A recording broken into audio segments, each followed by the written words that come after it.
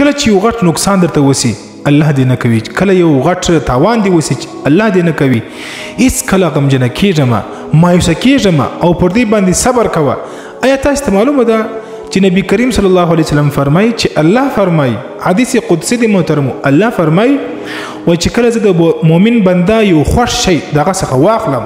او د دې په بدله کې دغه مؤمن بنده پر دې باندې صبر وکړي، الله رب العزت فرمایي د دې بدله په ورځ د آخرت د جنت نه ما سوا بل یو شی نشته.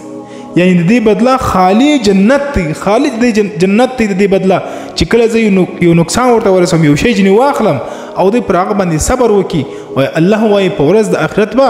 دغه کس ته زه بالکل جنت ورکوم، د جنت نه علاوه بل د بدله نشته. نو بالکل صبر کوئ او د دې صبر خبره بل چاته هم رسوي. دا یو حدیث مبارک دی، دا تاسو واورئ مخته ضرور در سره شیر کا کچېرې ستاده دی یو شیر کولو په وجه باندې یو بل مسلمان پر دې باندې عمل وکي،